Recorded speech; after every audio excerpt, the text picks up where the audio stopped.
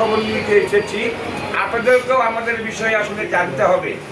এই রাষ্ট্র পরিচালনা করছে বর্তমান বাংলাদেশ জাতীয়তাবাদী দল এবং বাংলাদেশ জাতীয়তাবাদী দলের সম্মানিত চেয়ারম্যান জনাব তারেক রহমান, গণপ্রজাতন্ত্রী বাংলাদেশ সরকারের বর্তমানে প্রধানমন্ত্রী।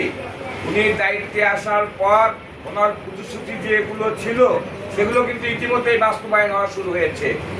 আমরা মনে করি আমাদের যে 31 দফা রয়েছে, এই 31 দফার ভিতরে আপনাদের এই কিন্তু ফাংশন আছে এখানে পুলিশ শ্রমিক ইউনিয়নের জন্য আগামী দিনে ওনার চিন্তা ভাবনা কি, এই যে সার্বিক বিষয়গুলো উনি মাথায় রেখেছেন, যে সাধারণ খেটে খাওয়া মানুষগুলোর ভাগ্য উন্নয়নের জন্য ওনার যে প্রেরণান্তকর চেষ্টা, সেটার বহিঃপ্রকাশ ইতিমধ্যেই শুরু হয়েছে।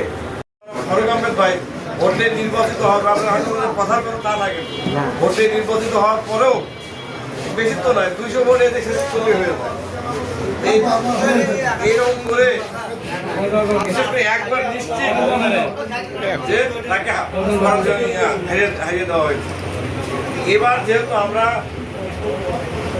দেশ নায়ক জনাব তারেক রহমানের নেতৃত্বে বাংলাদেশের রাষ্ট্র পরিচালনার জন্য তিনি প্রধানমন্ত্রীর দায়িত্ব নিয়েছেন, আমরা